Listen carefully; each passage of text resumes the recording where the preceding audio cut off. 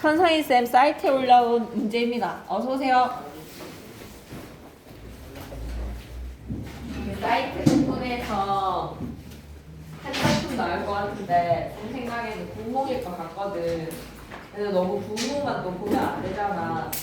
그래서 분모를 중심으로 제일 열심히 보시되 다른 것들도 좀 번갈아서 잘 보셨으면이라는 생각이 듭니다. 분모부터 할까요? 만복사전 보기보다. 분모부터 아니다. 지금 오고 있는 친구들이 좀 있을 수 있으니까 만복사전 보기로 시작을 하겠습니다. 만복사전 보기 전라도 남원 기체적 지명에다가 밑줄 한번 그어주시고 살고 있는 양생은 우리 기본보고에서 지문 내용이랑 좀 다른 부분이거든요. 양생에다가 동그라미 남자 주인공 죽은 최여인과의 사랑 이야기였지. 일찍이 어버이를 여인 뒤에 도실 부모했습니다. 외로운 처지 여태껏 장가를 들지를 못했어. 얼마나 외로웠을까. 사건 전개의 방향을 암시합니다. 여자가 고파요. 만복사 동쪽 골방에서 홀로 세월을 보내고 있었는데 홀로 세월에다가 밑줄 한번 그어주시고 독수공방에다가 밑줄. 고요한 그 골방 문 앞에는 대나무 한 그루가 우뚝 서 있었다. 대나무 한 그루에다가 별표 한번 쳐주시고요. 한 그루 우뚝 서 있다라는 거에서 대나무 한 그루의 처지와 양생의 처지가 닮았네. 그래서 객관적 상간물이라고 얘기할 수 있는 거야. 양생의 외로운 처지와 닮은 대나무 한 그루 객관적 상간물이라고 생각해줘. 바야흐로 만약에 오늘 지문 다 못 살펴보면 이거 화요일날 회관하려 하기는 할 텐데 미리 공부해 놓으세요. 그냥 읽고 공부하세요. 이렇게 해설이 자세하게 되어 있으니까. 그죠? 그리고 다음 주 토요일이 내일은 쌤이랑 같이 질문 정리하는 시간이고 다음 주 토요일에 총정리할 거거든요. 그런데 그 총정리 듣고 문법 공부하기에는 너무 늦어요. 그래서 여러분 나름대로 문법 공부하셔서 질문 정리해서 내일 웬만해서는 자기 문법이 안 되는 부분들을 쌤한테 좀 정리해서 질문으로 나누었으면 좋겠습니다. 그리고 다음 주 수업 시간 다 정상으로 돌아가고 화수목금 다 와도 돼. 화수목금 다 와도 되니까 웬만하면 와가지고 국어 공부 2교시 1교시 다 자습이 될 것 같거든. 근데 만약 정리할 만한 거 있으면 뭐 할 테니까 화수목금 다 와가지고 국어 공부 할 수 있었으면 좋겠습니다. 언제든지 오셔도 되겠습니다. 일찍이 어버이를 여인 양생 고요하게 살고 있었는데 그 골방문 앞에 있는 대나무 한 그루가 양생의 처지와 닮았구나. 바야흐로 봄을 맞이하여서 꽃이 활짝 피어서 봄봄봄 봄이 왔어요. 봄에다가 별표 하나 쳐주시죠. 만물이 소생하는 계절 봄에는 왠지 더 옆구리가 시리고 연애하고 싶어. 대봐봐. 꽃이 활짝 피어에다가 밑줄 그시고 배경묘사의 낭만 온 뜰 안에 가득하게 배곡의 세계가 환하게 밝혀졌다. 배곡의 세계에다가 밑줄 한번 꺼주시고 센스있게 그렇게 탁 챙겨가는 맨 첫 번째 페이지 네 번째 줄 배곡의 세계에다가 밑줄. 그는 달 밝은 밤이면 언제나 객회를 억누르지 못해서 객회에다가 동그라미 나그네의 슬픈 마음입니다. 나무 밑을 거닐고는 했는데 늘 말이야 반복되는. 근데 어느 날 밤 이 사건이 펼쳐지는 거야. 그 꽃다운 중에서 연애하고 싶은 이 정서를 걷잡지 못하고 문득 시 두 수를 지어서 읽었어. 만복사 작곡이가 나오면 쌤이 이 시 두 수가 나왔으면 좋겠어. 왜냐면 기본 보고의 지문 내용보다는 이 장면이 더 중요해. 시 두 수에다가 별표 3개 시험에 낸다는 만복사 작곡이는 이게 나와야 돼. 이 시 두 수에서 사랑하는 여자를 만나고 싶다라는 외로움의 양생의 심리가 제시가 됩니다. 주인공의 심리 부각에다가 밑줄 그리시고 얘들아 산문에다가 운문이 들어오면 줄글에서 운문의 리듬감을 느낌으로써 단조로움이 극복되겠지. 단조로움 회피에다가 밑줄 한번 꺼주시고 시는 무엇의 문학? 정서의 문학이니까 주인공의 심리, 정서를 드러내기 위해서 시를 인용을 하는 거야. 시를 삽입을 하는 거야. 한 그루 백꽃나무 가로로 묶어주세요. 객관적 상가물로 양생의 처지 정묘하다. 정묘에다가 마이너스 표시하시고 짝이 없네. 그 정묘함이 짝이네. 백꽃나무의 친구는요, 짝지는요, 정묘함이래요. 가련하다. 가련하다에다가 밑줄 그리고 정서 직접 제시. 백꽃나무의 처지를 보니까 너무 가련하다. 달 밝은 밤에 헛되이 보내니 헛되이에다가 밑줄 그리고 외로움. 젊은이만 홀로 누워서 젊은이에다가 동그라미 양생. 자기 자신을 젊은이라고 얘기하지.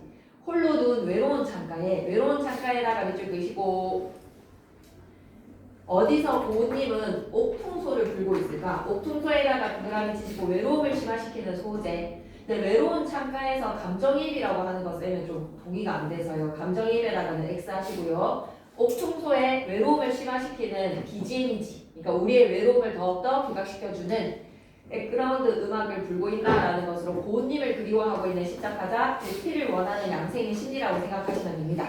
짝을 못 이룬 비취새가 외로이 날아가고 있다. 이거는 객관적 상관물의 감정이입이라고 얘기해도 되지 않을까?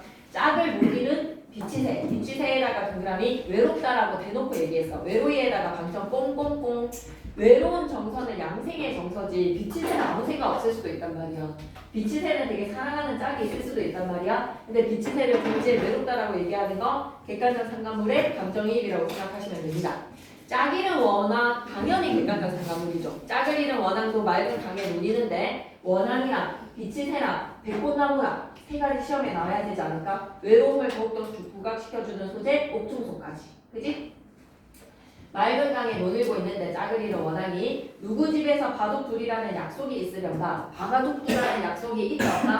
없어. 약속이 없어서 너무 외로워. 밤이면요 서러운 창에 기대서 불꽃점을 쳐보고 있습니다. 불꽃점에다가 밑줄 끄시고 점괘를 보고 있다라는 것으로 양생 약간 운명을 믿고 있구만. 타로를 본다라는 것은 그만큼 우연과 운명을 믿고 있다는 거 아닐까? 시를 다 읽고 나자 별한방 공중에서에다가 밑줄 끄시고 공중에서 들려오는 소리 이런 게 우리는 비현실적 요소다라고 얘기할 수 있겠지. 비현실성에다가 밑줄. 그리고 이런 비현실성으로 사건을 전개시키는 것은 고전 소설에서 우연적인 사건점이야. 우연성도 밑줄 한번 꺼주시고 이상한 말소리 가로로 묶어서 체크. 이상한 말소리가 하늘에서 공중에서 들립니다. 진정으로 이런 게 비현실적이지. 자네가 좋은 배필이 없고자 하는데 그 무엇이 어려울 게 있으리요? 라는 거는 된다. 올해 나는 솔로 좀 찍어라. 그래서 좋은 배필 짝을 이룰 수 있을 것이다. 이 소리를 듣고 우와 하늘에서 점괘를 쳤는데 하늘에서 들리는 소리가 올해는 솔로 탈출이다. 양생이 크게 기뻐합니다. 양생의 심리가 변함에다가 밑줄 끄시고 어떻게 변했지? 외로움 화살표 기쁨이라고 붙여줘. 외로움에서 기쁨으로 말이야. 자 이제 사건이 일어날 거야. 그 이튿날 마침 3월 24일이었어. 해마다 이날은 무슨 날이냐면 그곳의 마을에 많은 청춘 남녀들이 을의 만복사를 찾아가서 향불을 피우고 각기 제 소원을 비는 풍습이 있거든. 소원을 비는 풍습에다가 밑줄 끄시고 만복사라는 절의 말이야. 이 만복사에서 두 사람이 만나겠죠.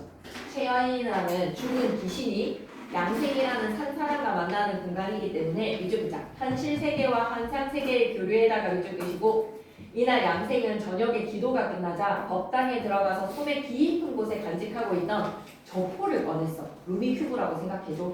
윷놀이라고 생각해줘. 훌라 치는 거야. 저포에다가 별표 하나 치시고요. 불전에 던지기 전에 먼저 소원을 빌었습니다. 자비로운 부처님한테 빌고 싶은 소원은 뭐야? 오늘 저녁에는 제가 부처님과 함께 저포놀이를 하고 싶어요. 저포놀이에다가 밑줄 끄시고 그러니 천상계랑 인간계가 교류가 가능하다라는 김시습의 가치관이 반영이 되어 있어. 김시습이라는 사람에 대해서도 우리가 좀 잘 봐야 되는데 신적 세계에다가 밑줄 끄시고 어서와 인간 세계를 구분하지 않는 작가의 가치관 반영에다가 밑줄. 여기 있는 거 하나 들고 가주면 안 되겠니? 책상 앞쪽에 동혁이 옆에 요거 하나 챙겨줘. 프린트. 동혁이 앞쪽에 있어. 동혁이 앞쪽에 여기. 오케이. 그래서 자비로운 부처님 오늘 제가 부처님이랑 저포놀이를 하고 싶은데요. 인간 세계와 신적 세계가 교류가 가능합니다. 만약에 제가 지면 거변을 차려서 부처님께 갚아드릴 것이고 만일 부처님께서 지시면 반드시 제 소원이 이쪽이다. 어여쁜 아가씨에다가 밑줄. 이게 양생의 소원이야. 아가씨를 얻게 해주십시오. 저포내기의 내용입니다. 제가 설법을 베풀 것이고 아니면 저 여자 만나게 해주세요. 충원을 마치고는 즉시 저포를 던지자 과연 그는 소원대로 승리를 얻게 되었다. 승리를 얻게 되었다에다가 밑줄 끄시고 사건의 전개 방향 암시에다가 밑줄. 그는 매우 기뻐서 다시금 불전에 돌아앉아서 말씀을 드리는가. 오호 이제 여자를 만날 수 있어. 부처님이시여 저의 아름다운 인연은 이미 정해져 싸우니 원컨대 자비하신 부처님께서는 소생을 저버리지 마시기를 바라옵니다. 약속 지키셔야 돼요 부처님. 하고 그는 불자리 깊숙한 곳에 앉아서 동정을 살폈다. 동정을 살폈다에다가 밑줄 끄시고 기대감이지. 과연 어떤 여인을 만날 수 있을까? 얼마 안 되어서 과연 아가씨 하나가 들어오는데 나이는 한 16살쯤 되어 보이고 외양묘사. 이건 이제 지문 내용이잖아. 속사포로 한번 읽어볼게. 새까만 머리에 화장을 곱게 한 얼굴이 마치 체문을 타고 내려온 월궁의 선녀 같아. 월궁의 선녀 같고에다가 밑줄. 자세히 보면 볼수록 너무나도 곱고 얌전하잖아. 너무나도 곱고 얌전해라가 밑줄 그시고 제자가 있는 인물입니다. 자, 묘사를 통해서 참으로 아름다운 여인이라는 것을 제시하고 있으니 성격의 간접 제시. 성격의 간접 제시.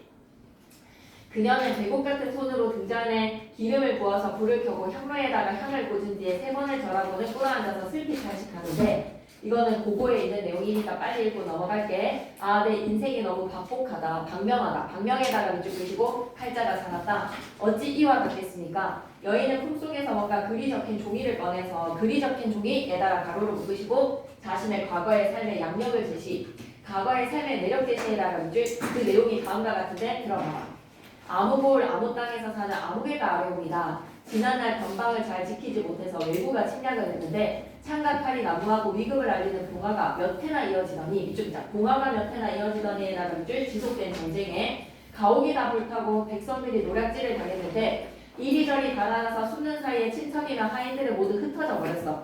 저는 연약한 여자인지라 멀리 달아나지를 못하고 스스로 규방 속에 들어가 정절을 지켰어야 했거든. 밑줄이자 정절을 지켜서에다가 밑줄 여자로서의 자부심이 느껴지지 않으니 내가 목숨은 버리되 정절을 지켰다. 무도한 재앙을 피하였습니다. 부모님은 여자가 절개를 지킨 일을 옳게 여기셔서 외진 땅 외진 곳 아마 목숨을 잃었기 때문에 무덤으로 가지 않았을까. 풀밭에 임시거처를 마련해 주셨으니 임시거처에다가 밑줄 그시고 작품 전체로 봤을 때 이 여인의 무덤이었어. 제가 그곳에 머문 지 3년이 되었다는 것은 무덤에 묻힌 지 3년이었어. 지각, 시간의 변화를 나타내니까 띄었어야 하는 의조명사지.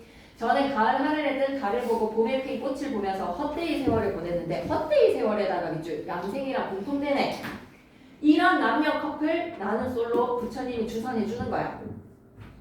가슴 아파하고 떠가는 구름처럼 흐르는 시냇물처럼 무료한 하루하루를 보낼 따름입니다.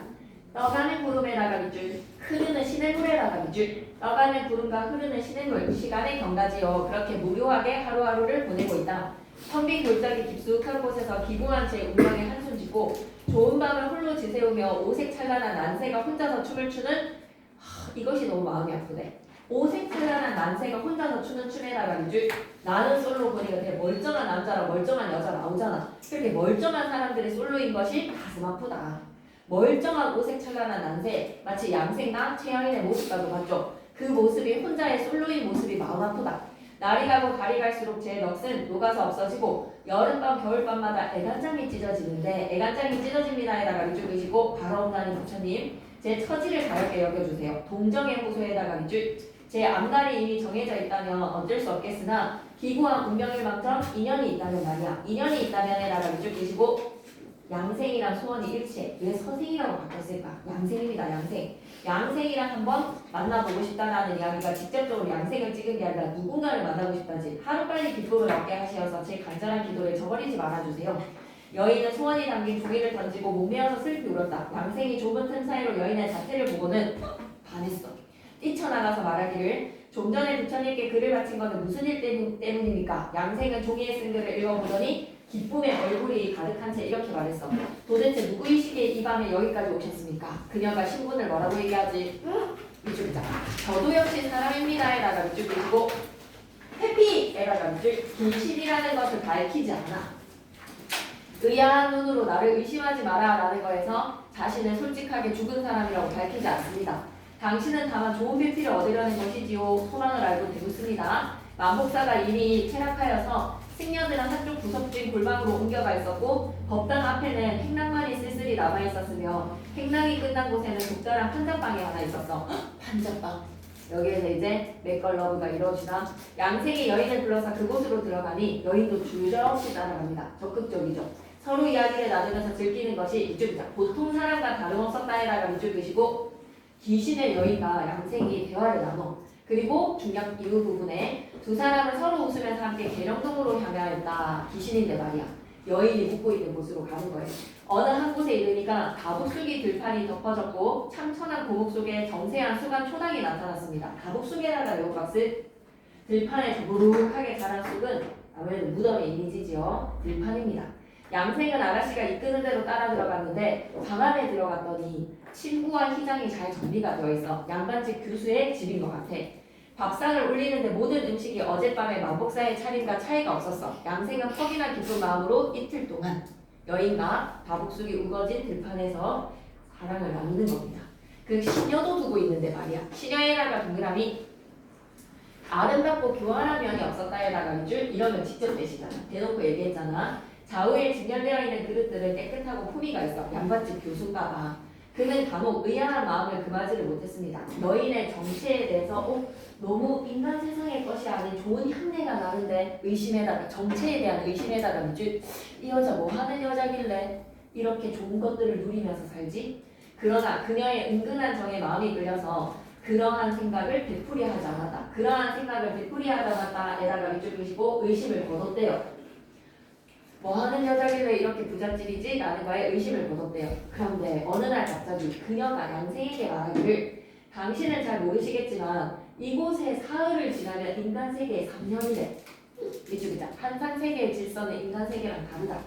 우리가 인연의 가연을 맺은 지가 잠깐인 듯 하지만 오래되었기 때문에 너무 서운하기는 하지만 당신은 다시 인간 세상으로 돌아가셔야 된다. 밑줄기자 다시 인간으로 돌아가셔서에다가 밑줄 이곳이 인간 세계가 아니라는 것을 밝혔구나. 옛날의 살림을 돌보시면 어떻겠습니까? 여보시오 이별이라는 거 미안해. 완전 미안해.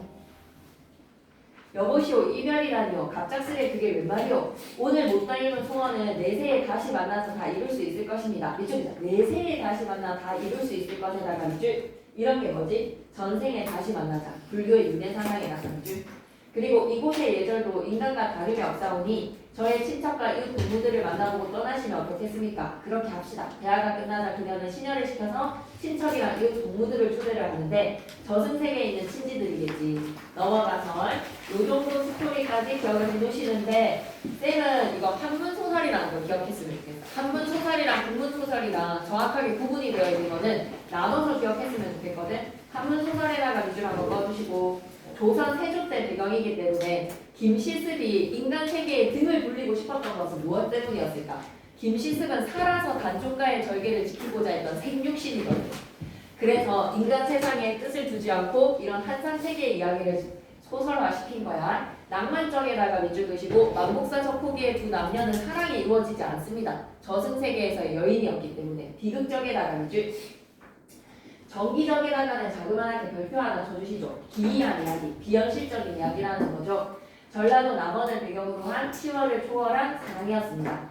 금오신화라는 소설집에 수록되어 있는데 천성희 쌤께서 5작품 이름 가르쳐 주셔서 금오신화에 수록되어 있는 치유구벽전 그거 좀 단답형으로 나올 수 있어. 그래서 그건 5작품은 정확하게 명칭을 적으실 수 있어야 됩니다. 치유구벽 전기 이렇게 막 헷갈린단 말이야. 정확하게 이름을 좀 잘 기억해야 돼. 밑에 나올 거야. 김시습이 어떤 사람인지 참조하시고 와! 첫 번째 김시습의 소설집 금오신화의 5작품은 최초의 소설이야. 그 이전에서의 설화 단계에서의 이야기가 드디어 소설이라는 인물 사건 배경으로 자리를 잡았기 때문에 꼭 기억해야 돼. 특징 첫 번째 우리나라 최초의 소설은 뭐다? 금오신화의 5작품입니다. 중국이 아니라 전라남도 남원을 배경으로 사실적으로 형상화 시켰죠. 우리나라 배경에다가 밑줄 그리고 산 사람과 죽은 사람의 사랑 이야기야. 이쪽이자 살아있는 사람과 죽은 사람 사이에서 이루어지는 사랑 이야기에다가 밑줄 문어체에다가 밑줄 아까 시삽입 됐지. 시삽입에다가 밑줄 끼시고 이 여인도 떠나기 전에 시를 부른단 말이야. 어떠한 효과가 있을까? 등장인물의 정서와 심리를 잘 전달할 수 있잖아. 심리를 효과적으로 전달해다가 밑줄 비현실적이고 신비롭고요. 명나라의 전등 신화의 영향을 받았어. 막 김시습도 막 그렇잖아. 천재가 하늘에서 뚝 떨어지기도 하지만 지디가 천재이기는 하지만 지디가 뭐 테디한테 영향을 받았을 수도 있고 그죠? 그런 거라고 생각해주세요. 김시습은 전등 신화라는 명나라의 소설집에 부후로부터 영향을 받았다. 양생은 만복사 한편에서 지내는 청년이었고 여인은 외적의 침입으로 목숨을 잃었어. 정절을 지키기 위해서 환신하여서 양생이랑 부부의 인연을 맺고 난 후에 이제 처녀 귀신이 시집 갔으니까 한이 다 풀렸지. 그래서 웃으면서 저승으로 갑니다. 줄거리는 꼭 읽어보셨으면 좋겠어요. 줄거리 옆에다가 읽기라고 적으시고 쌤 너무 읽고 싶은데 여러분이 읽으면 사이가 나빠질 것 같아서 분위기가 우울해질 것 같아서 읽지를 못하는 것이니 반드시 정독해 주시고 해설 밑에도 그냥 한번 쓱 읽기라고 적자. 해설 밑에다가는 쓱 읽기, 쓱 그냥 대충 읽어라는 거야. 그래서 금오신화의 5작품들에 대해서는 꼭 기억해야 돼. 자, 우리 교과서에 수록되어 있었던 만복사 적보기에다가 밑줄 이름 외워야 돼. 이생이 담장을 엿보면서 최여인을 만나서 서로 사랑을 나누게 되는 이생규장전입니다. 이생이라는 남자 주인공이 엿볼 규자의 담장 장자로는 담장을 엿보는 이야기 이생규장전. 이름 5개만 좀 외우고 가라. 쌤 시험에 안 나왔는데요 라고 하면 그래도 외웠으니까 나왔다면 맞출 수 있는데 안 나왔으니까 좀 아쉽다라는 생각이 들지만 유비무환입니다. 준비하셔야 되는 거에서 만복사 젖보기 그리고 이생규장전. 세 번째 작품 뭐지? 치유, 구격, 정기입니다. 전기라고 생각하시면 안 돼요. 전기입니다. 치유, 구격, 전기. 그리고 염라대왕 만나러 가자. 남녀부주지. 단어 좀 안 헷갈려야 돼. 남녀부주지. 그리고 용궁으로 가자. 용궁 부연록. 다 외울 수 있겠어. 혹시나 모르니까 선생님이 신이 칠판에다가 적어주셨으면 5작품 이름을 외워야 되는 내용이라고 생각이 듭니다. 치유, 구격, 전기, 남녀부주지, 용궁 부연록까지 5작품 꼭 기억하세요. 그 다음에 넘어가서 금오신화의 남자 주인공이랑 여자 주인공이 대체적으로 어떻는지 왜 이렇게 비현실적인 이야기를 가졌는지 김시습의 문학관까지 그냥 좀 쓱 읽어 쓱 그냥 하면서 읽는 거야. 알았지? 외우지는 않아도 되고 5작품의 이름을 꼭 기억하자. 그리고 뒤에 달려있는 문제들 좀 더 꼼꼼하게 풀어보셨으면 좋겠거든요. 되게 꼼꼼하게 풀어보시고 이미 천성희 쌤이랑 수업 시간에 풀이했는데요 라고 해도 왜 맞고 왜 틀렸는지 선제 하나하나 좀 따지셔서 쌤한테 질문 좀 해주세요. 알았죠? 뒤에 해설도 있으니까 해설도 좀 꼼꼼하게 확인하시고 사신함정기는 좀 뒤로 보낼게요. 지문의 내용에서도 좀 비슷비슷해서 사신함정기는 후순위로 화요일날 하게 되면 영상 좀 계속 땡기셔도 좋을 것 같아요. 근데 분몽은 진짜 나올 것 같거든. 분몽에다가 100%. 이 지문의 내용도 너무 중요해. 부음몽도 너무너무 중요하다. 자, 그럼 부음몽의 제목의 의미부터 한번 짚고 넘어가자. 문자가 뭐였지? 9이라는 거에서 인물이었어. 인물이라고 적을까? 팔선녀 플러스 성진이까지 인물에 관련된 요소가 제목의 구. 우는 뭐였지? 주제였어. 맞아. 운 밑에다가는 구름, 주제야. 이 구름이 뜬구름과 같은 것이 우리의 인생사다라고 해서 구름 가로여서 인생무상이라고 적어주시면 되지 않을까요? 인생무상에 주제라는 요소랑 다 있습니다. 몸은요? 맞아요. 작품의 구조요. 이미 다 외웠네. 그럼 단답형으로 하나 나오면 점수 맞추겠다. 야. 몸 밑에다가는 구조, 항몽구조입니다. 인몽과 강몽으로서 인몽에서 성진이라는 인물이 양소이로 태어나서 큰 깨달음을 얻고 꿈 밖으로 깨어나서 진리를 깨달아. 인생은 무상하다. 그래서 해결책은 뭐다? 불도에 정진하자. 엄청 중요한 지문이니까 좀 꼼꼼하게 보자. 성진에다가 동그라미, 여덟 선녀에다가 동그라미. 이 군대에 있는 총각이 말이야. 거의 군대에서의 군인이잖아. 소녀시대가 막 소녀시대 하지 말까? 에스파가 왔어. 여덟 선녀에다가 동그라미 만났어. 위문열차 공연을 왔단 말이야. 껌뻑한 거야. 정신을 못 차려서 잘못 황홀하여서 마음속에 생각하기를 황홀해라든지 지금 군복무가 며칠이 남았지라는 거에서 투덜투덜거리기 시작하는 거지. 나 남자인데. 남자가 세상에 태어났다면 어려서는 공맹의 글을 읽고 공맹의 글에다가 밑줄 그시고 공자와 맹자는 유교, 불교, 도교 중에서 어떠한 종교와 다 있죠? 어떠한 학문과 다 있죠? 유교, 도교, 유교, 불교 중에서 3가지 중에서 공자와 맹자의 가르침은 유교야. 공맹의 글을 읽고 위에다가는 유교. 한마디로 유교적 공부를 열심히 해서 자라나서는 요임금과 순임금, 중국의 고대 임금님 같이 성군들을 만나서 태평성대를 이룬 요임금과 순임금 같은 훌륭한 성군을 만나서 나는 뭐가? 나가면에서는 출이라고 적어줘. 나갈 출 나가서는 뭐가 되고 장수가 되는 거야. 출장. 들어와서는 들어올 입자야. 들어와서는 입 정승이 되어서라고 하면 출장 입상이라고 합니다. 사자성어로 뭐라고? 출장 입상이라고 하죠. 한마디로 나가서는 싸움도 잘하고 들어와서는 똑똑해서 공부도 잘하는 나라의 정치도 잘하고 무인으로서의 실력도 돋보이는 그러면 어떻게 되겠어? 승승장구하겠지. 간직이 높은 자리에 올라가겠지. 그래서 옷 정도는 어떤 옷을 입어야 돼? 비단옷 입어야 돼. 비단옷에다가 동그라미 치시고 세속적 가치라고 적자.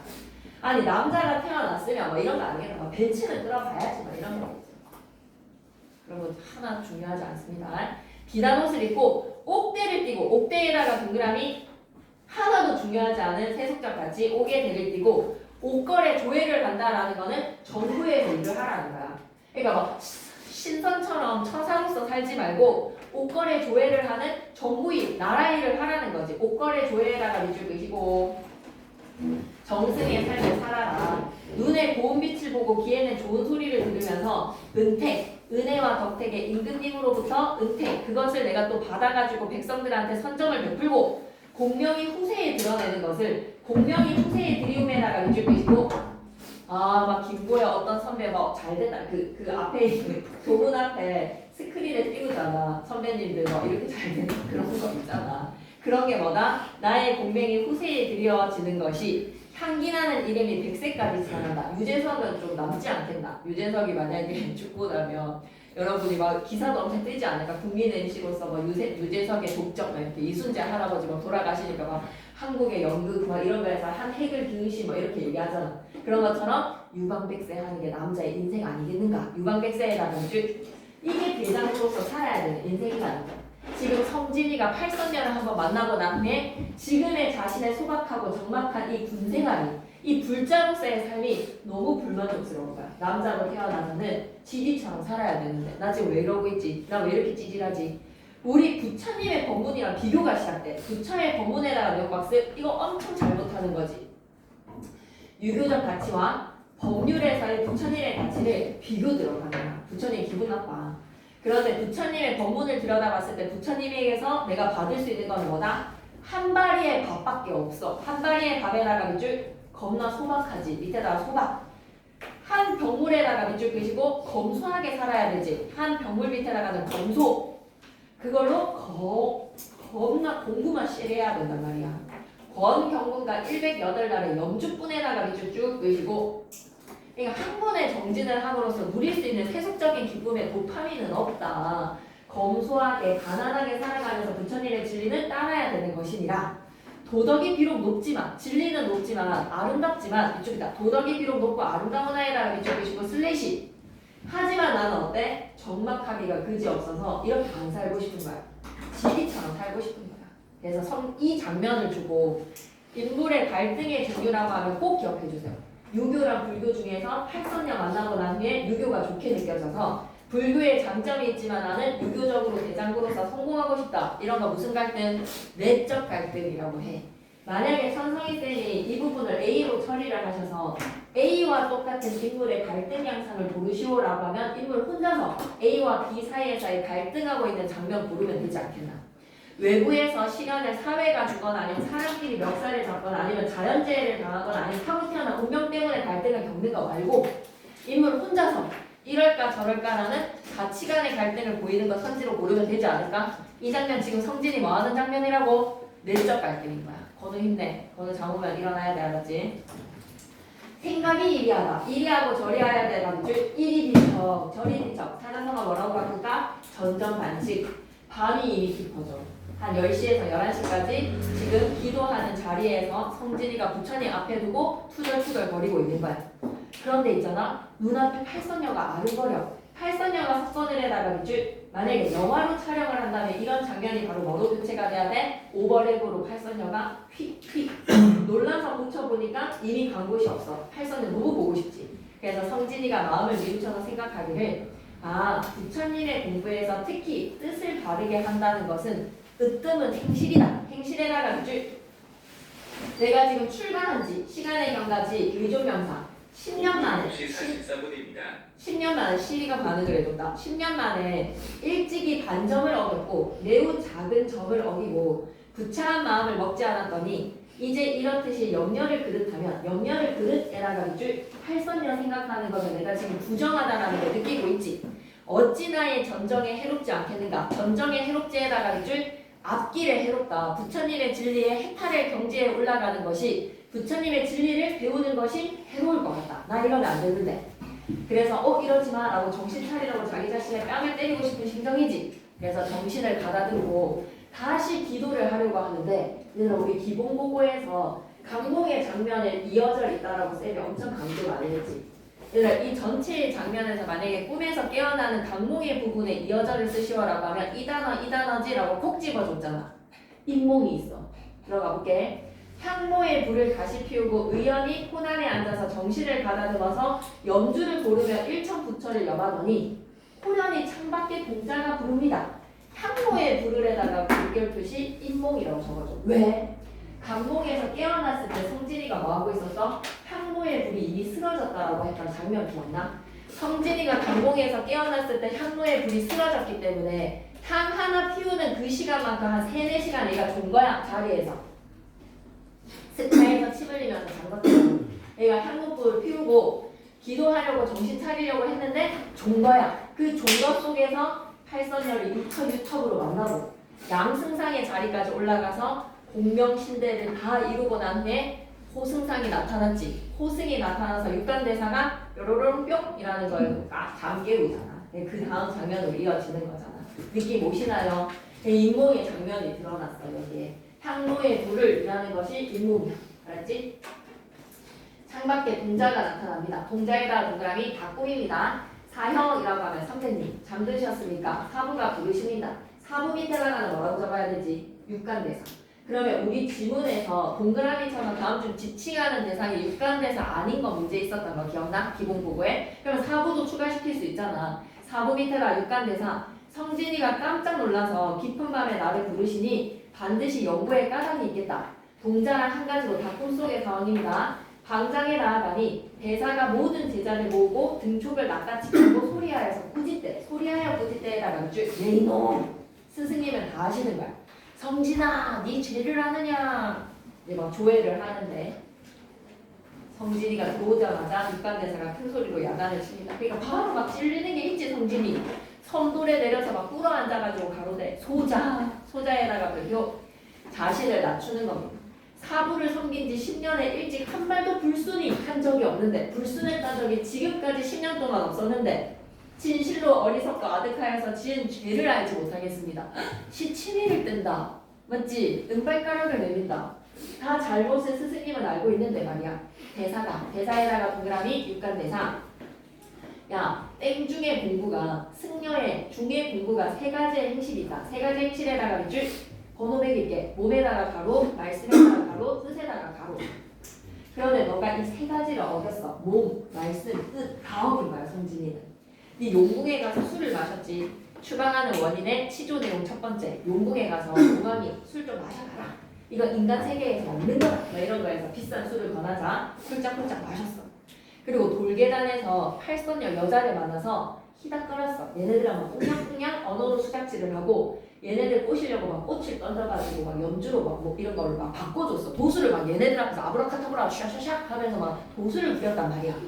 희롱을 하고 난 후에 돌아와서 여기에서 뭐다? 집에 돌아와서 미색에 걸려나여서 예쁜 여자들 생각했잖아. 세상 북이 흥무에다가 줄 대장부의 일에 출장이 당하고 싶다라고 얘기했잖아. 옥대를 차고 비담을 입고 나아가서는 장수가 돼서 들어와서는 재상이 되고 싶다라는 투덜투덜거리는 세상 부기를 흥무를 하고 불가의 정확함이 싫다 그랬잖아. 추방의 원인 3가지. 네 용궁에 가서 술을 취하고 위에다가는 목이라고 적어주시고 성교에서 여자를 만나서 언어로 수작질을 한 거는 말씀을 어겼고 불가의 정확함을 싫게 여긴 거는 부처님의 진리의 뜻을 어겼어. 뜻이라고 적어주시고 추방원인 첫 번째 목, 추방원인 두 번째 말씀, 추방원인 세 번째 뜻이었어. 3가지의 행실을 다 어겼으니 너는 무너뜨렸다. 성진이가 다 들켰네. 고두하고라고 하면 단어 뜻도 괜찮지 않아? 머리를 조아리고 울면서 가는데 뭐라고 변명하는지 봐봐. 스승님아 라고 했을 때 밑간대에서 한 번만 더 적어줘. 성진이가 진실로 죄가 있거니와 예 맞습니다. 진실로 3가지의 죄를 지었습니다. 주계를 파하기는 주인이 괴로이 권하기에 마지 못함입니다 라는 거에서 주계를 파했다. 주계에다가 밑줄 술주자 술에서의 계율 규칙을 어겼다는 것은 주인은 누구다. 이 잔치에서의 주인이었던 요감이 권하기에 마지못해서 마셨습니다. 변명을 하네요. 내가 마시고 싶었던 게 아니라 마지못해서 마셨습니다. 선녀로 더불어서 석회에서 언어 수작질을 한 것은 언어 수작에다가 밑줄 길을 빌어야 된다는 거는 길막했거든. 팔선녀가 길막하고 야 도술 좀 부려봐. 너가 성진인데 육간대사 제자라고 하는데 이 정도 길도 못 비켜가 뭐 못 날아가? 아 이런 걸로 막 제주 좀 부려봐 라고 얘기했단 말이야. 길막을 하고 있으니 말미암에 각별히 부정한 말을 한 바가 없고 부정한 바의 말을 한 적은 없습니다. 변명을 하지. 선방에 돌아오고 난 후에 일시의 마음을 잡지는 못했다. 맞아. 불가의 정박함에 대해서 투덜거리기는 했지만 마침내 정신 차려라 라고 내 스스로의 뺨을 때리면서 스스로 뉘우쳐서 뜻을 바르게 하고 상로에 불 피워가지고 기도하려고 했는데요. 제자가 제가 있다면 사부가 갈초하실 뿐이지 갈초에다가 줄 해초리로 때리세요. 어이 참아. 어서와. 아니 얘들아, 형이 오늘 연락이 와서 김천고 졸업한 형이거든. 근데 형이 너네가 그래 83기 84기 지나서 학교 엄청 잘 갔었거든. 얘들아 열심히 하자. 우리도 방의 모습을 보니 열심히 해야 할 이유가 생기네. 가보자. 그래서 내가 잘못한 거에 대해서 스승님 해초리를 때리시지 왜 이렇게 내치시려고 합니까? 라는 거는 지금 쫓겨내려고 하는 거다. 저리 꺼져 라고 하니까 너 세 가지를 다 어겼기 때문에 저리 꺼져라 라고 하니까 스승님 내치지 마십시오. 사부 우러러 뵙기를 부모와 같이 하고 있다. 스승님을 나 부사부 일체다. 사부에다가 동그라미 부모로 하살펴서 그만큼 사부님을 내가 부모와 같이 여기고 있는데 성진이가 12세에 부모를 버리고 스승님을 쫓아서 머리 깎지 않았느냐. 출가해라. 그만큼 큰 결심으로 부모님이 아닌 당신의 곁에 있는데 연화도량이 곧 성진이의 집 아닙니까? 연화도량이 곧 성진이의 집에다가 이쪽 계시고 연화봉에 있는 이 절이 성진이의 집이다.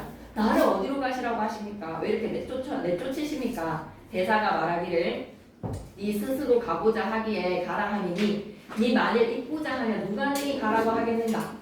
네 스스로 가고자 하기에 네가 스스로 정막함이 싫다라고 얘기했지. 불가에 정막하면서 싫다라고 했으니까 내가 그러니까 가라고 하지. 네가 만일 있고자 하면 누가 네를 가라고 하겠뇨? 네 또 이르되 어디로 가리로 하니 너의 가고자 하는 곳이 너의 갈 곳이니라. 너의 가고자 하는 곳에다가 이만 세상 가고 싶잖아 성민아 솔직히. 그럼 네가 거기 가면 되지 라고 말씀을 하시는 거야.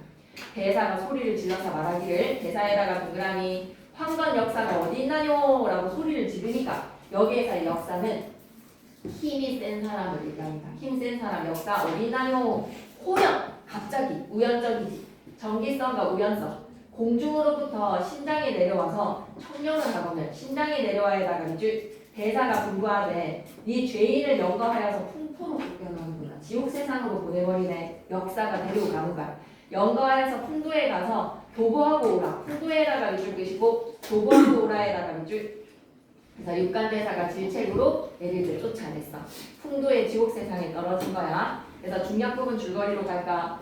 풍도로 끌려간 성진은 양처사의 아들 양소유로 환생을 하게 됩니다. 여기서부터 이제 우리 알고 있는 내용 맞나요? 양소유로 환생해라가 밑줄.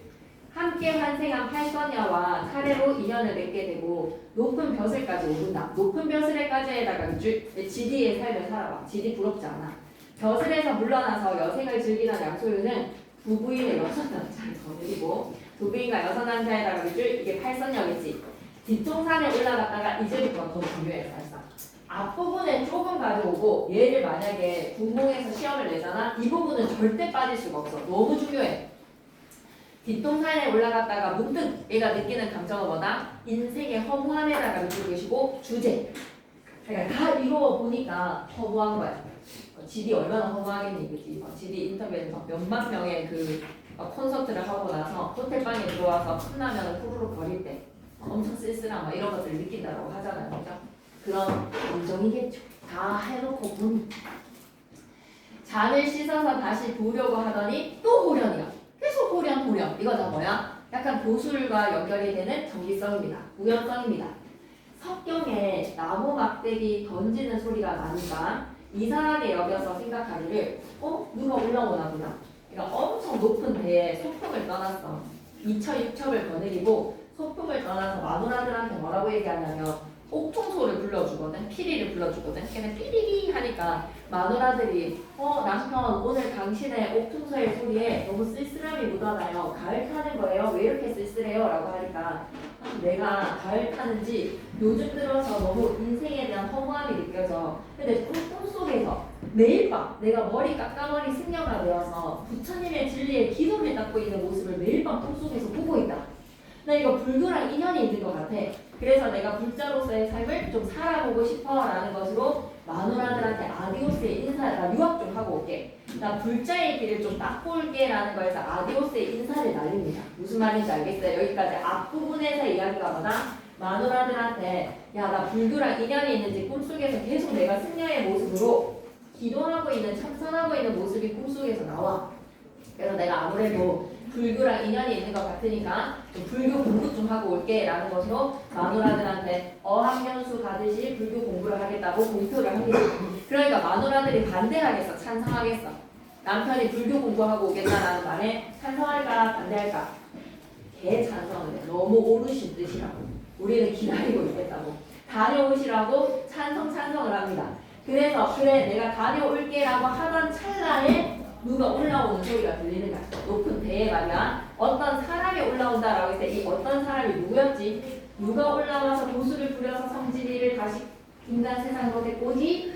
이때 어떤 사람은 육간대사잖아. 이미 이 부분에서도 시험이 나왔기 때문에 구분하고 있네. 네모박스는 육간대사, 동그라미는 양소유야. 어떤 사람 밑에 놔두고 육간대사.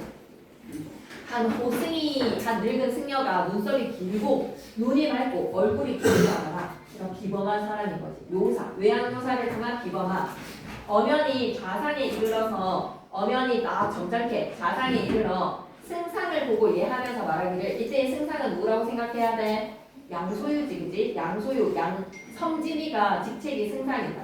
승상이가 보고 예를 갖추어서 말하기를 사냐 사람이 대승상께 대하자. 이 부분에서의 대사를 좀 잘 이해해야 돼. 자 그러면 대승상 집에 놀러 온 거잖아. 대승상 정자 같은 데에서 지금 소풍을 즐기고 있는데 얘가 온 손님으로서 도착을 했으니 집주인한테 인사해야 되잖아.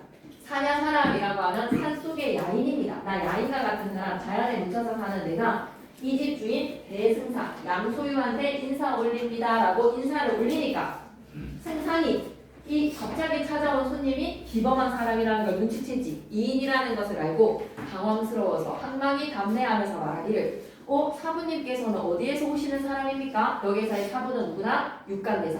상대방을 높이는 거에서 사부라고 하는 거야. 우리가 평상시에서 얘기를 할 때 영감님 이렇게 해주는 것처럼 말이야. 그러니 호승이 웃으면서 말하기를 이 부분의 대사를 좀 잘 이해해야 돼. 평생 고인을 몰라보냐라는 것은 오래된 인연입니다. 평생 고인이라는 것은 우리가 사귄 지가 몇 년이나 됐는데 나를 몰라보니까 귀인은 이즘이 헐타는 말이 옳토소이다라고 했을 때 귀인은 누굴 나타내지? 양승상이야. 그러니까 얘들아 우리가 팬싸를 가서 누나들을 한번 악수를 했단 말이야. 그러다 그 누나들이 민호를 막 가면서 생각하고 5년 뒤에 또 팬싸를 갔어. 근데 또 그때 민호 팬하고 기억해주겠어?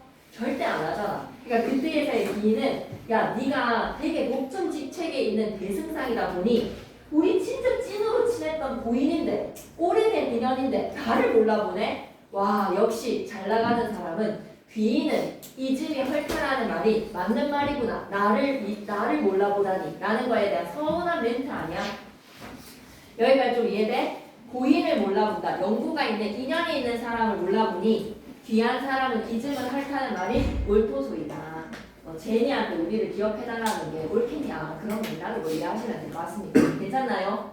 승상이 자세히 들여다보니까 과연 낯이 익은 사람이야. 진짜 어디서 만난 사람인 것 같아. 낯이 익은 듯 에다가 줄.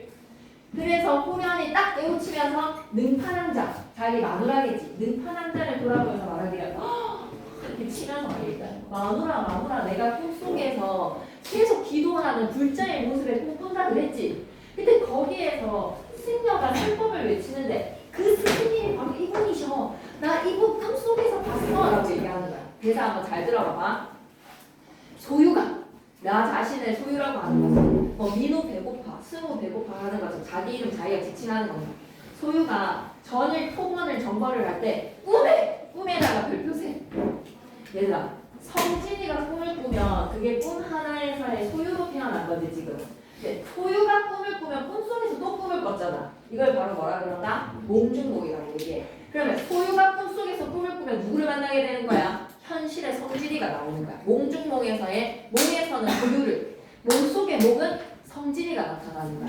불자 성진이. 내가 꿈속에서 동정의 용궁에 가서 잔치했던 거 돌아오는 길에 남악산에 가서 놀았는데 한 화상이 벌레에 앉아서 병을 강론을 하시는 그 늙은 노부가 이 노브에다가 동그라미 병을 강론을 하고 있는 노브 밑에다 뭐라고 쳐야 돼? 네모박스 표시해야 되겠네. 동그라미가 아니네. 동그라미를 하면 양소유가 되는 거니까 네모박스 표시해야 되는데 sorry.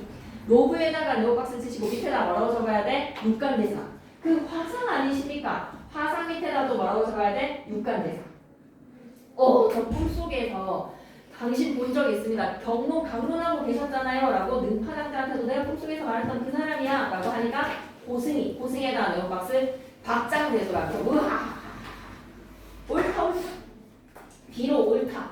그래 동정 그거 꿈의 동정 용궁 토번을 가가지고 정벌을 하고 난 후에 네가 꿈속에서 만났던 그 강론 그 덕을 읊고 있던 사람이 나 맞다. 꿈속에서 만났다는 거 맞아. 그런데 꿈속에서 잠깐 마주친 것은 기억하면서 밑줄 긋자. 10년을 동처하던 일에다가 밑줄 긋이고 그 성진에서의 삶이죠. 꿈꾸기 전에서의 중역국은 전에서의 현실에서 10년 동안 동거동락했잖아 스승님한테. 12세 때 집을 나와서 성진이 머리 깎고 지금 스승님을 부모와 같이 여겼는데 10년 살았다 그랬잖아. 그 10년 동안 우리 동거동락했던 거 연하봉에서 동거동락했던 것을 알지 못하겠니? 현실의 기억을 하지 못하는 거니 소유야. 성진일 때를 기억 못하는 거니? 라고 하니까 누가? 양장원이라고 하면 양장원에다가 동그라미 장원급제에서 양장원이거야. 우리가 뭐 반일등 이렇게 부르는 것처럼 김일등 이렇게 부르는 것처럼 1등 한다라고 장원이라고 칭하는 겁니다. 양장원을 누가 똑똑하다는 거야 대체? 꿈속에서 잠시 마주친 거는 기억하면서 10년 동안 동거동락한 그 현실의 이야기는 기억하지 못하는 소유야. 너 진짜 장원급제 한 거 맞아? 누가 너를 똑똑하다고 하더뇨? 하더뇨에서의 요에다가 동그라미 치시고 어미입니까? 보조사입니까? 하더뇨에서의 요는 어미입니까? 보조사입니까? 의문의 어미입니까? 의문의 보조사입니까? 하라는 어간에 더라는 과거 시제 선어말 어미 요는 어말 어미에서의 의문의 어말 어미가 돼야 되지. 그치? 네, 누가 총명하다고 하더뇨라고 했으니까 판정 의문이야 설명 의문이야? 국어사에서 나오잖아. 판정 의문이야 설명 의문이야? 설명 의문이지. 누가 너 똑똑하다라고 했어? 누가 똑똑하다? 너 요 라는 거에서 노노노노로 끝난다고. 쌤이 정치적 발언 아니라고 얘기했잖아. 노노노노노 끝나는 거에서 형들이 노 이렇게 해가지고 쌤이 설명 의문은 노노노 어디가 노 하는 거예요. 누구고 막 이런 거에서 노노나 하니까 형들이 정치 발언 한다고 해서 정치 발언 아니라고 한번 정정하는 거야. 알아보겠어? 하더뇨에서의 노는 의문의 설명 의문이니까 5개월로 끝난 거 맞습니까? 네. 승상이 망연하여서 다루되 정신없는 거야. 10년 동안 동거동락을 했다라니까. 내가 지금 양소유로서의 삶이지 성진에서의 삶이 아닌데 소유는 성진을 기억할 수가 없어 지금 꿈속이니까. 근데 10년 동안 네가 나랑 같이 동거동락한 거는 기억 못해 라고 하니까 너무 황당해. 10년 동안 내가 이 사람이랑 지냈다고? 그러니까 이렇게 얘기하지. 저 소유가요 15, 6세 전에는 부모님 밑에서 자랐습니다. 16세에는 제가 과거급제를 해서 장원이 되어서요. 직명이라는 관직에 나아가게 되니 동쪽으로 영국에 가서 봉사를 하고 서쪽으로는 토건을 정벌을 하면서 밖으로 나갔지 이 수도 경사를 떠난 적이 없어요. 근데 언제 사부랑 더불어서 10년 동안 제가 불도에서 정진을 했겠습니까? 10년을 상종하였으리오. 10년 동안 우리가 어떻게 같이 만난 적이 있겠습니까? 그런 적이 없는데요. 그러니까 보승이 웃으면서 말하기를 상공에다가 동그라미 어떤 집안의 남자를 높이 이를 때 상공이라고 합니다. 그럼 여기서 상공은 누가 되는 거예요? 양소유가 되는 거지. 야 소유야 상공아 아직도 본품을 못 깬 거야? 춘몽을 깨지 못하였다라는 것을 깨닫지를 못했구나. 꿈에서 일어나라 이제. 육가대사가 꿈 밖으로 이제 이끌어내려고 깨우치려고 합니다. 꿈을 못 깼네. 승상이 말하기를 사부가 어찌하면 소유로 하여금 제가 꿈을 꾸고 있다고요? 그렇다면 춘몽을 어떻게 깨게 하시겠습니까? 호승이 말하기를 이는 어렵지 아니하나이다. 여기서부터가 시작이었지. 하고 손 가운데 석장을 들어서 성당간에 두어번 두드리니 계속 호련.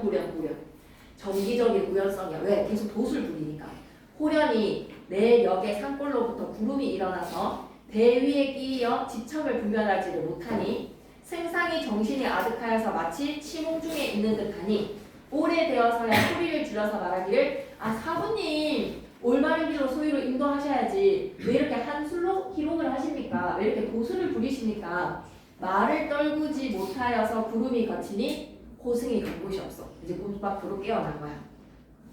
좌우를 돌아보니까 여덟 남자 또한 간 곳이 없는지라 정이 경황하여 하더니 그런 높은 데와 많은 집이 일시에 싹 사라졌어.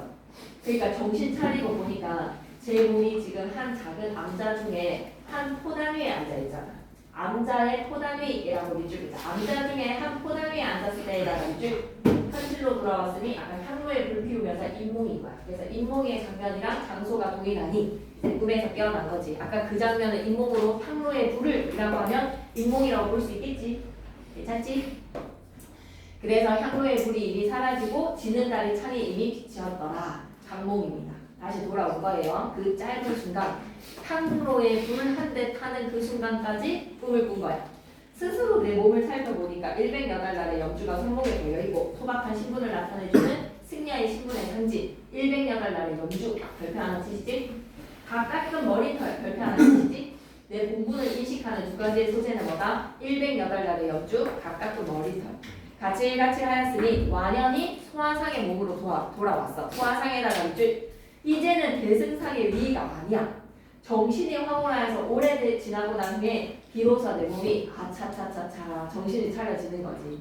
연하도량의 나 성진행자였구나 라는 것을 깨달았습니다. 처음 내용 스승님께서 수책하여서 풍두로 가게 하시고 인세에 한도하여서 양가의 아들이 되어 장원급제하고 한림학사에서 출장입상해서 공명신태까지 끝장을 가본 거지. 끝판왕을 삶을 살아봤어. 사사성을 다 밑줄 끌까? 출장입상에다가 밑줄, 공명신태에다가 밑줄, 두 공주와 여섯 남자로 더불어 즐기는 것이 어차차차차 하룻밤의 꿈이었어. 남가일몽, 일장충몽, 판단지몽 쌤이 다 정리할 건데 우리 문제사의 답은 공상이몽은 아니었다든지 같은 장의 다른 꿈은 공상이몽은 인생구상이랑 관련이 없어. 꿈의 세계를 요약적으로 제시하는 부분 처음에 스승님한테 수책당해서 풍도로 갔고 양가의 양수유라는 이름으로 태어나서 장원급제하고 한림학사했고 출장입상했고 공명신태에서 두 공주랑 여섯 남자랑 더불어 지내다가 이렇게 인생 끝판왕을 누려봤던 것이 하룻밤의 꿈이었네. 현실로 돌아와서 양소유의 삶이 꿈이었다는 것을 깨달았다. 괜찮습니까? 네, 쌤은 구멍이 나왔으면 좋겠어요.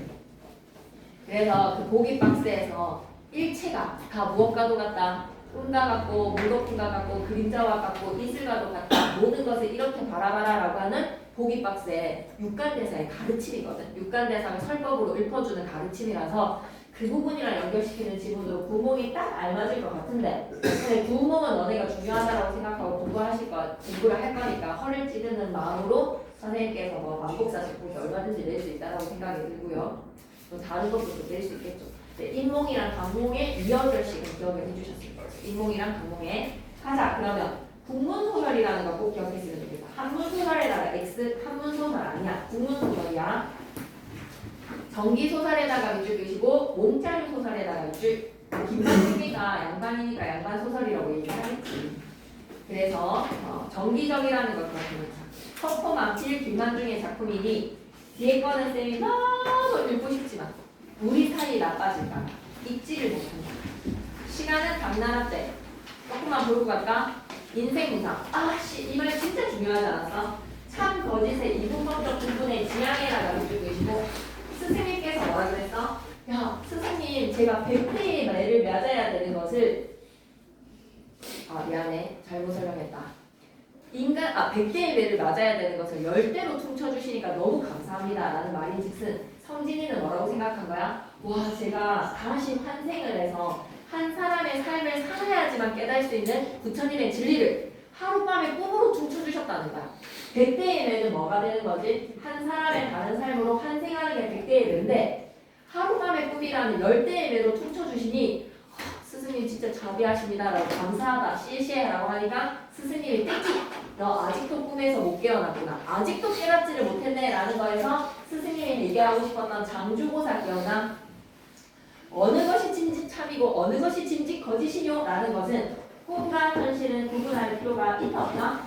꿈과 현실은 구분하지 마라 라는 이야기를 한 것이지. 그래서 이분법적 사고를 버려라. 그러면 양반소설의 대표작이라고 있죠. 이것도 별표 하나 칠 수 있을까? 몽자료 소설의 표시에다가 별표. 구성이 복잡해도 시간의 흐름에 따른 평면적 구성이었어. 평면적에다가 위줄 것이고 시간의 흐름. 정기성, 우연성, 혼합 몇 번 나왔니? 이 지문만 해도 한 3번 나왔던 아까 고량 환경.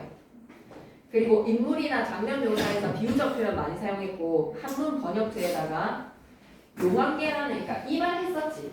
현실에서의 연화봉이 용궁과 연결이 되는 비현실적인 공간이고 오히려 꿈속에서 성진이가 살고 있는 명나라가 현실적이다라고 얘기했지. 꿈의 공간이 오히려 현실적이야. 그러니 이게 주제랑 다 있잖아. 꿈이 오히려 현실적이고 현실이 오히려 비현실적이라는 거에 꿈과 현실을 구별할 필요가 있다 없다? 없다라는 주제 메시지랑 또 연결된다라고 얘기했지. 8번이 그 얘기를 하고 있어. 현실 세계와 꿈의 인간계라는 몽환적 구조에 다시 꿈속에서 현실 세계와 성계라는 또 용왕계라는 복합 구조를 지니고 있더라. 10번에 다시 한 번 더 밑줄 꺼주겠니? 정기적 요소에다가 밑줄, 비현실적 장면에다가 밑줄. 질책하는 방식으로 특정 인물을 징벌하는 이유를 밝히더라. 징벌하는 이유에다가 밑줄. 그 징벌하는 이유가 뭐였어? 부처님의 3가지에서 목, 뜻, 말씀 3가지를 다 얻었다. 그래서 인물들을 읽고 싶지만 읽을 수가 없는 것은 무슨 이유다? 우리의 사이가 나빠질까 봐. 구성으로 갑니다.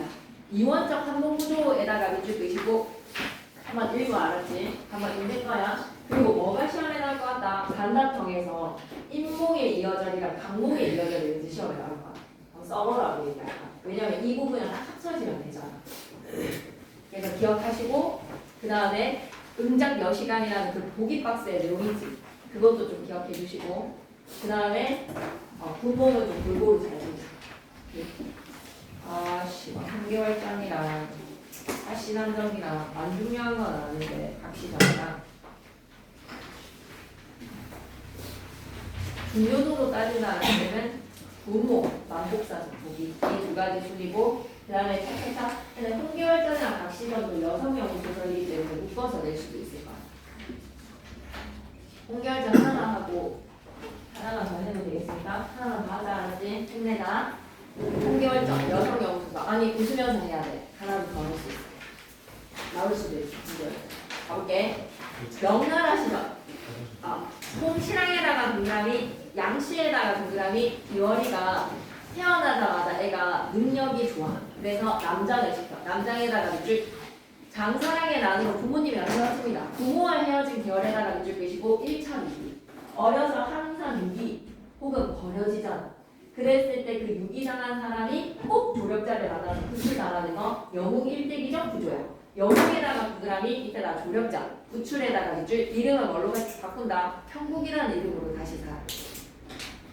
그 집의 아들 보국이랑 함께 공부도 열심히 하고 과거에 자원급제 하거든. 근데 오랑캐가 침략을 하면서 관직이 오히려 평국이가 원수의 직책, 오히려 거국이가 중궁장이라는 낮은 직책으로 전쟁을 평정해. 이후에 평국이가 여자라는 사실이 밝혀집니다. 여자임이 밝혀지지만에다가 밑줄. 그런데 천자는 이 기환 신하 평국이를 권하지를 않아. 너무 능력이 좋으니까. 그래서 보국과의 결혼을 준비를 하는데 보국이가 애월이라는 여자가 그 애첩이 있어. 이름이 뭐였더라? 춘춘춘이라는 거라고 하는데 이 여자를 좋아하는 바람에 평국이랑 갈등이 있습니다. 이때 지문 내용을 일치한다. 남관장이 장계를 올리거늘 천자가 그렇게 뜯어보았어. 오왕과 초왕이 반역을 해서 지금 황성을 침범하려고 합니다. 그러면 완전 내용이 좀 비슷하거든. 그래서 안 읽을게. 완전 조금 비슷한 부분들이기 때문에 읽으면 해결이 가능하거든요. 그래서 시간이 나오면 하나씩 영상 올릴 테니까 배속을 좀 당겨서 읽으시고요. 박시전은 장면이 다르고 뒤에 보국이가 전쟁에서 위기의 순간에 평국이가 구해주거든. 그 장면이 조금 부분이 다를 수 있습니다. 근데 이건 정독해가지고 문제 푸는 걸로 바뀔게. 한겨울전은 등한시 여기지 말아줘 알았지? 영상 올릴 테니까 같이 보는 거야. 그 다음에 넘어가서 박시전으로 가자. 그리고 가능성이 높은 거를 여러분이 혼자 하기 힘든 걸 하고 가는 게 더 나은 것 같습니다. 박시전 밑에다가는 변신 모티프라고 좀 적어요. 못생겼던 여자가 허물을 벗으면서 한골 탈퇴하게 되는 변신 모티프의 요소가 들어있어. 누가 우리 박시전 하기로 했어. 홍계월전은 그거랑 너무 장면이 겹쳐서. 박시전 밑에다 뭐라고 적자? 변신 모티프. 상공에다가 동그라미 신부를 데리고 길을 떠나서 날이 저물어 가는데 여기에서의 신부가 누구지? 박씨. 객전에 들어가 신랑과 신부를 데리고 한 방에 들어가더라. 신부가 무릎개를 뻗고 앉을세 그 용모를 보니까 형용숙직하단 말이야. 형용숙직에다가 얘들아 이러면 안 돼. 여자를 얼굴로 보고 밉다고 보기를 염려본지라 걱정스럽고 두려울 정도로 못생긴 마누라가 싫어.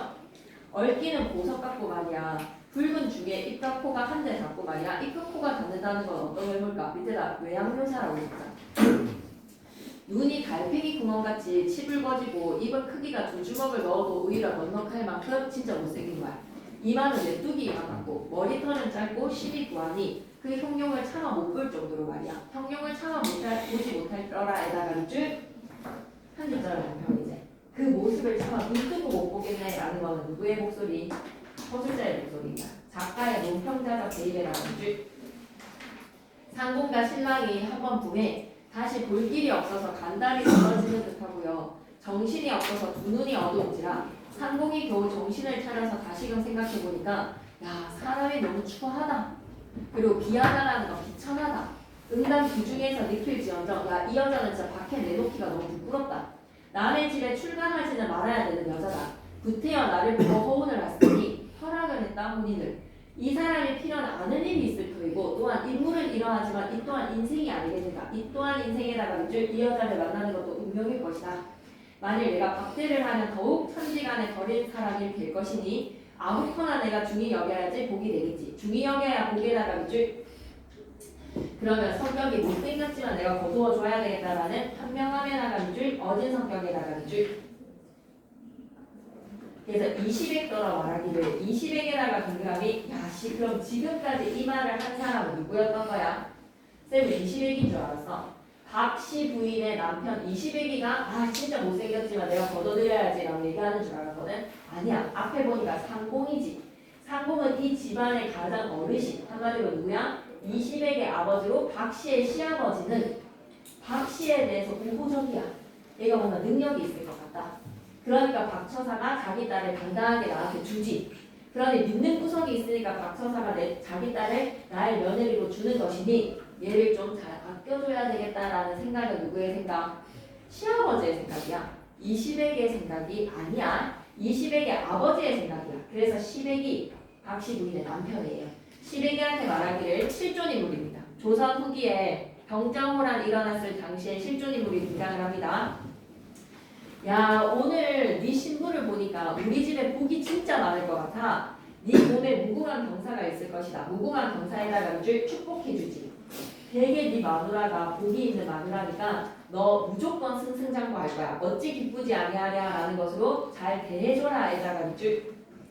행로 길을 가는 것이 찬찬히 이따금 신부의 마음을 편케하며 음식도 각검하더라. 각별하게 박씨를 챙겨줬어.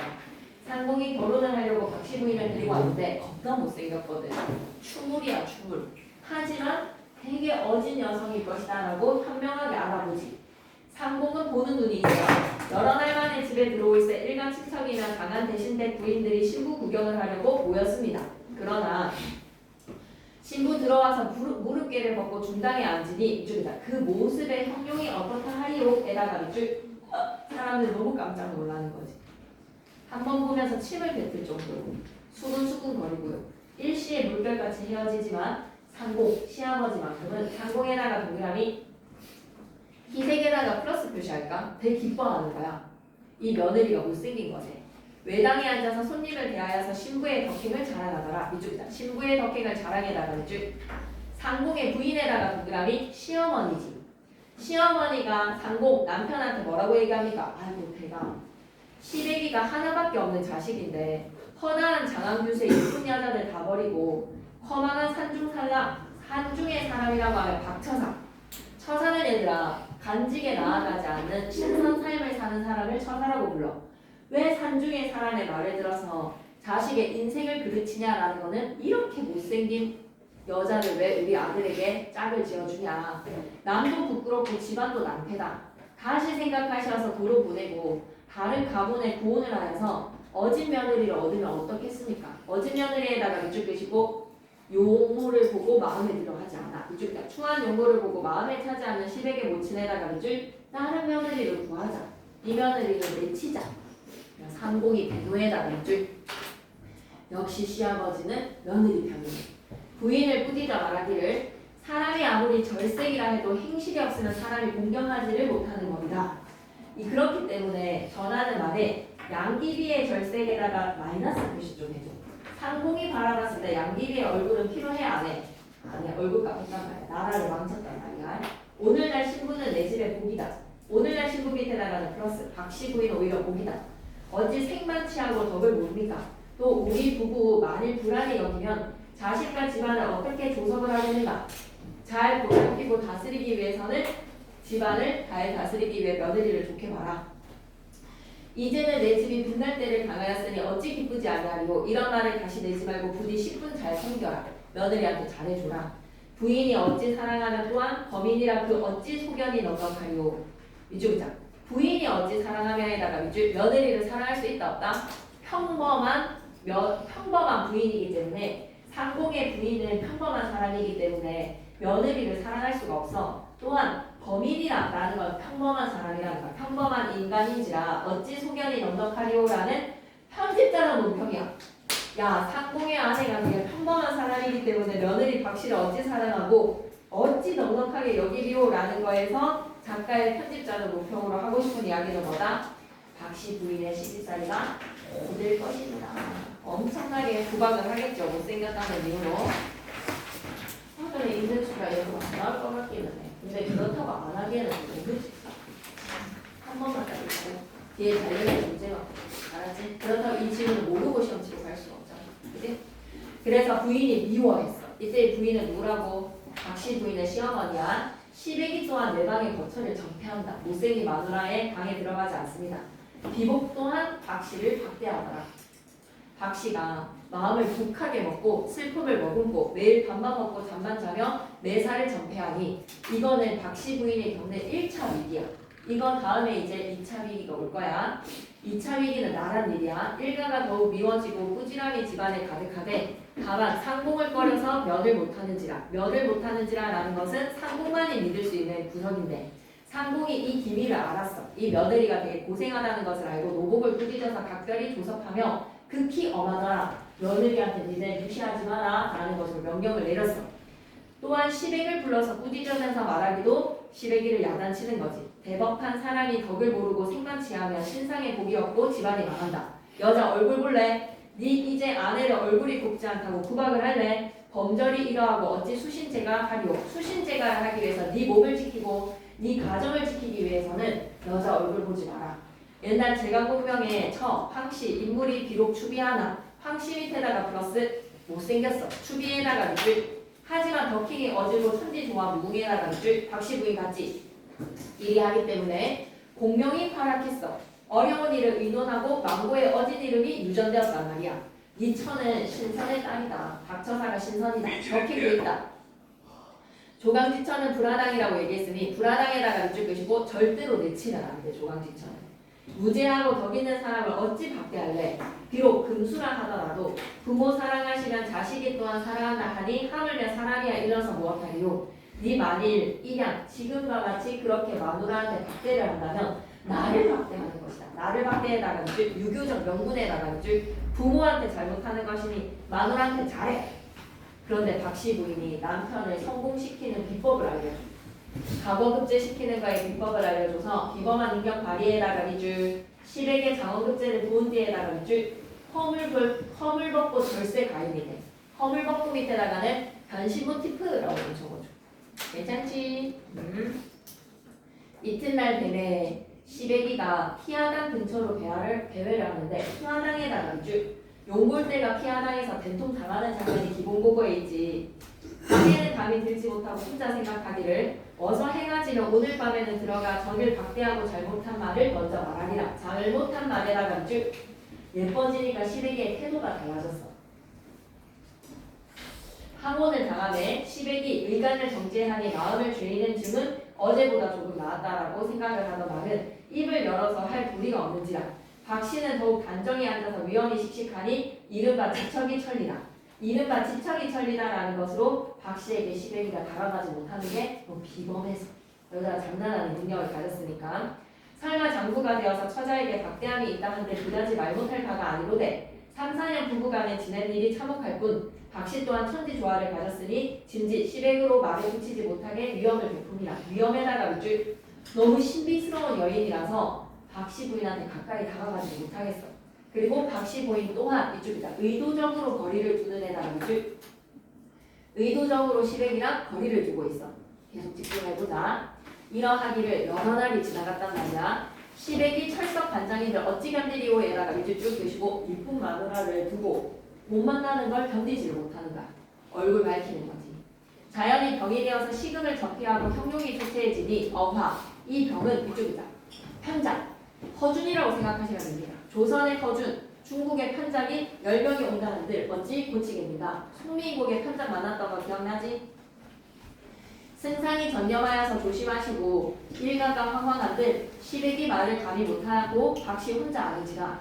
하루는 박씨가 학원을 당하매 개화로 하여금 시댁을 청하는지라. 개화에다가 동그라미 몸 좀 보고 남편 데리고 와. 시댁이 박씨 청한다 말을 찾는다라는 것으로 전지도지에다가 밑줄 빨리 뛰어가는 거야. 피하당에 들어가니까 박씨가 안색을 단정히 하고 말씀을 나지기 하여서 가로되 사람이 세상에 처하여서 어려서는 글공부에 잠심하여서 부모께 영화와 효성으로 섬기고 밑에다가는 효성에다가 밑줄 하나 끄자. 취처라는 거는 아내를 맞이했을 때는 현숙히 거느리고 만대 유전함이 사랑이 단단한 일이네. 아내한테 현숙하게 잘 따뜻하게 돌보는 것이 분자가 마땅히 해야 되는 일이 아니냐.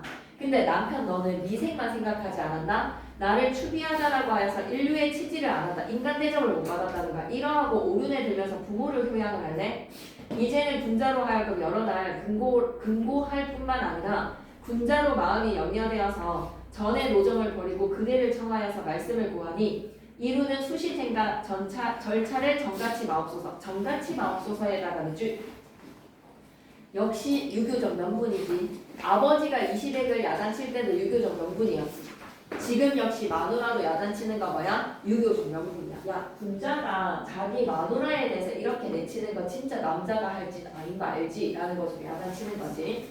그러니까 시댁이가 머리를 조아리면서 말씀 공손하니 시댁이 입대를 당하면서 이쪽이자 마음이 어떻게 하리요? 에다가 밑줄 편집자는 목격 진짜 많이 쓰였네. 공순히 대답하면서 말하기를 소생이 무지하여서 그대에게 슬픔을 끼치니 이제는 후회가 막급합니다. 후회 막급타에다가 밑줄 끄시고 이거 후회 막급타라고 해야 돼? 아니면 후회 막급다라고 해야 돼? 맞춤법 40항에 의하면 이거 막급다가 돼야 돼? 막급타가 돼야 돼? 막급하다를 줄이고 싶어. 막급하다를 줄이고 싶으면 급자가 비읍으로 끝났지. 그러면 한 통째로 사라지니까 막급다야. 막급다. 맞습니까? 네, 이거 모르는 사람은 40항을 챙겨가세요. 부인이 이렇듯 해로하시니 무슨 한이 있으리오 라는 것으로 노한 마음을 푸세요. 영웅적 기지. 나머지 건 그냥 한 번만 쓱 읽어볼까? 문제 풀기 전에. 그지? 그냥 빠르게만 한 번만 읽어보셨으면 좋겠습니다. 네. 그래서 일단은 오늘은 여기까지 하고 쌤은 공공이 진짜 나올 것 같은데 그렇게 했다가 공공이 안 나오면 너무 낭피니까 만복사도 보기도 보시고 홍계월전도 보시고 박시전도 보시고 하시남전기 최고운전 이렇게 좀 보셨으면 좋겠어요. 6작품을 골고루 잘 보기는 봤으면 그렇다고 문제를 너무 세입하지 말고 이 파트는 내용을 좀 잘 알고 있으면 오히려 더 낫겠다는 생각이 들거든. 기본 보고만 풀고 그래서 쌤은 고전 소설만큼은 너무 많은 문제를 풀지는 마시고요. 한 5개 정도 지문에 해당하는 것만 좀 풀어주시면 될 것 같고요. 현대시는 되게 꼼꼼하게 봤으면 좋겠어. 현대시는 무조건 진술 개수 문제 있잖아. 옳은 진술 모두 고르시오의 개수 문제를 무조건 현대시는 내용과 형식으로 좀 깊이 있게 내실 거야. 현대시는. 그리고 쌤이 느끼기에는 문법은 맞춤법은 정말 다양하게 풀어보시면 좋겠고 교과서만 한글 맞춤법 보면 안 되는 게 기본 고고의 한글 맞춤법은 되게 폭이 또 넓고 깊어. 그래서 그 부분에 대한 내용 영상 꼭 보시고요. 그러고 나서 토요일날 이해 안 되는 부분들 쌤한테 문제랑 이런 걸로 질문 좀 하셨으면 좋겠고요. 그 다음에 또 명심해야 되는 것이 전체 범위가 문법이잖아. 그 전체 범위 문법에서는 문법 요소, 사동, 피동이라는 이름을 너무 파지 말고 기본 고고만 잘 있으면 좋겠어.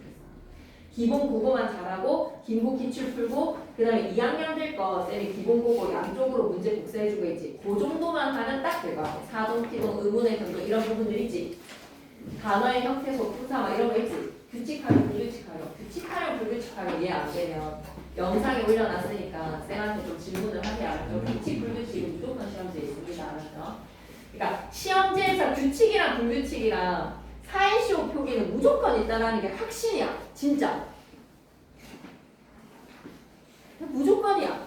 근데 규칙 불규칙을 완전히 이해를 못한다? 이거 큰일 날 일이라고 생각해. 자, 내일 1시부터 쌤이 앞쪽에 이제 좀 수업을 끝내고 올 거거든.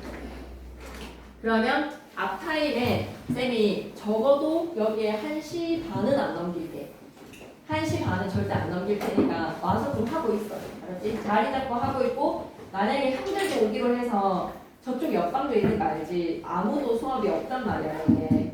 그러니까 여기도 있고 저기도 자리 잡으시고 그리고 2층 가서 하고 싶으면 2층 가서 하면서 쌤을 좀 기다리고 있어줘. 문제 풀고 질문 정리하고 있는 거야. 쌤 오면 질문 정리하게. 오케이 고생했어요. 고전 소설을 너무 세립하지 마라. 그냥 지문 내용 정도만 알고 구문 좀 잘 봤으면 좋겠다. 현대시는 근데 쌤이 좀 문제에서 더 뻗어 나가고 문제 더 달라고 하는데 현대시는 좀 깊이 있게 공부해라. 한글 맞춤법은 교과서만 보지 말고 기본 고고에 있는 한글 맞춤법까지 싹 다 외워야 된다. 한글 맞춤법이 제일 새로운 부분이다. 그리고 그 외에 문법 부분은 없다. 기본 고고 문제로만 하셔도 충분할 것 같아요. 아시겠죠? 골고루 많이 보셔야 돼요.